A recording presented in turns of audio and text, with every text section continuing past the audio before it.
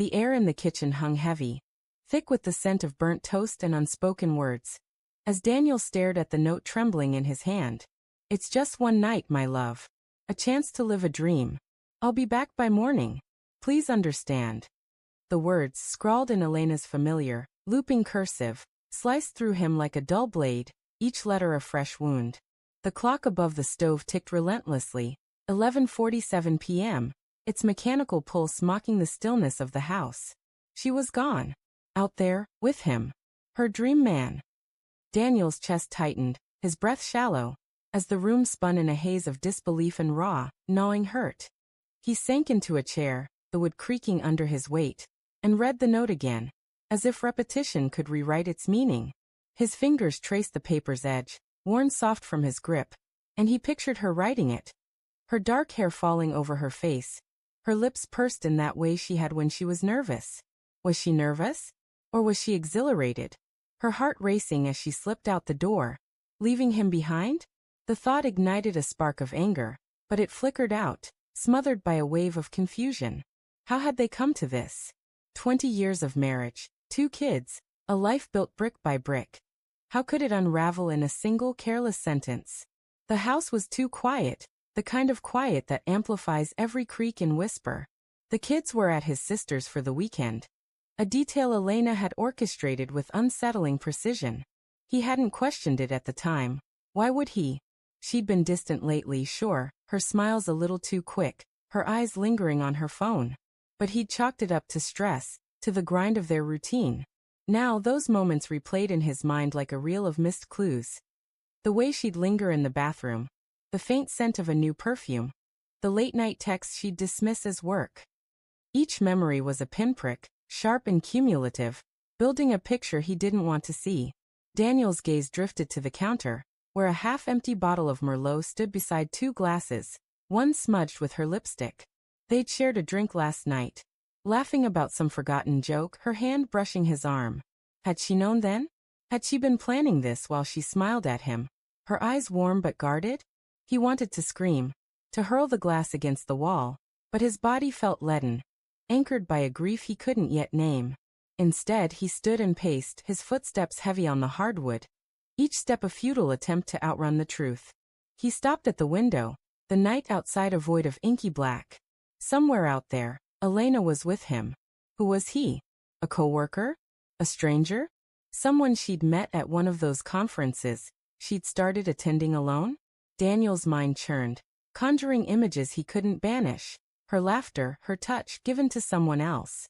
The betrayal wasn't just physical. It was the theft of their intimacy, the private language of their marriage, now shared with a shadow. He pressed his forehead against the cool glass, his breath fogging the pain, and whispered, "Why, Elena? Why wasn't I enough?" The question hung unanswered. A ghost in the room.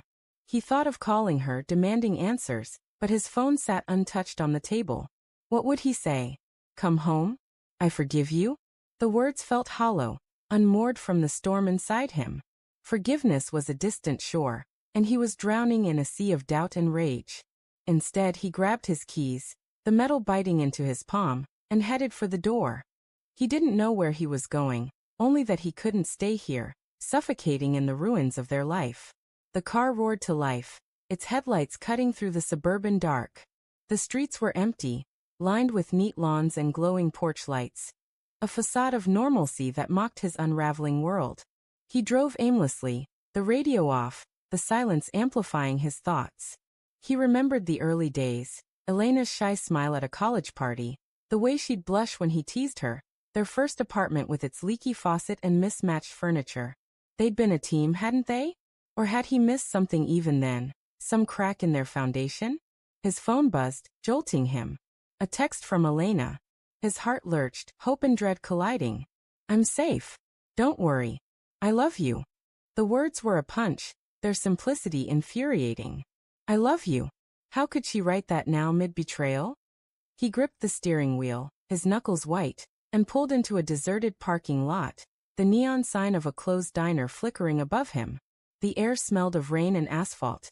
And he sat there, staring at the message, his mind a battlefield of love and loathing. Part of him wanted to believe her. Maybe it was just one night, a fleeting fantasy she'd regret by dawn. Maybe she'd come back, tearful, begging forgiveness, and they'd rebuild. But another part, darker and colder, whispered that love wasn't enough anymore. Trust, once shattered, couldn't be glued back together without cracks.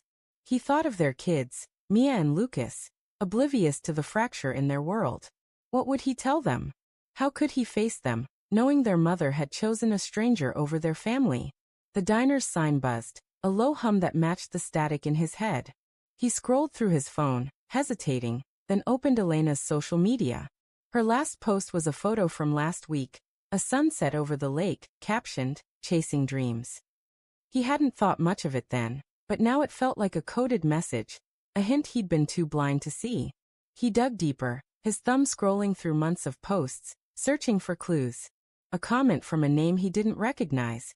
"Can't wait to see you again, E." Sent a chill through him. The profile was private, but the avatar showed a man mid-40s with a smug grin. Was this him? Daniel's pulse raced, his imagination spiraling. He drove again, faster now, the city blurring past. He didn't know where he was headed until he found himself outside her office, a squat building with darkened windows. She'd mentioned a late meeting tonight, hadn't she? Or had that been a lie too?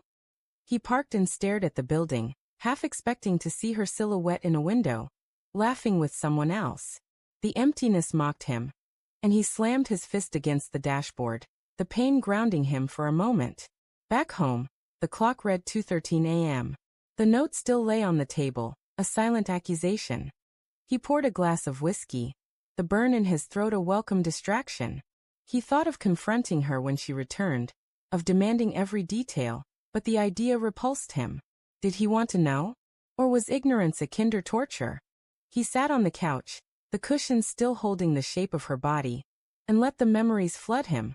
Their wedding, her laughter, the way she'd hum off-key while cooking. Each memory was a knife twisting deeper. The sound of a car door broke the silence. Headlights flashed through the window, and his heart stopped. She was back. He stood, the whiskey glass trembling in his hand, and moved to the door, his body a coil of tension. The knob turned, and Elena stepped inside, her face pale, her eyes wide with something, guilt, fear, love. She froze when she saw him, the air between them electric with unspoken truths. "Daniel," she whispered, her voice cracking. "I didn't think you'd be awake." He stared at her, searching for the woman he'd loved, the woman he thought he knew. Her coat was rumpled, her hair mussed, and the faint scent of that new perfume clung to her. He wanted to scream, to beg, to hold her, but all he could manage was, "Why?" Her lips parted, but no words came. She stepped closer, then stopped, as if the distance between them was a chasm too wide to cross. I needed to know," she said finally, her voice barely audible. "I needed to feel something else. Just once." The confession hit like a physical blow, and Daniel's vision blurred with tears he refused to let fall. "And now?" he asked, his voice hoarse. "Was it worth it?" She looked away, her silence louder than any answer. In that moment he saw it, the truth she couldn't say. It wasn't just one night. It was a choice, a line crossed, a trust broken beyond repair. He turned away, his back to her, and walked toward the bedroom, the note still crumpled in his pocket. But as he reached the stairs, he stopped, his hand on the banister. A memory flashed, her laughter at Mia's school play, the way she'd squeezed his hand, the life they'd built. He turned back, his voice steady despite the storm inside. "Stay," he said, the word a plea and a challenge. "But know this. I'm not the same man you left tonight." Elena's eyes glistened, and for a moment, they were just Daniel and Elena, two people caught in the wreckage of their love. But as she nodded, a shadow crossed her face, and he knew, deep down he knew, this was only the beginning of their unraveling.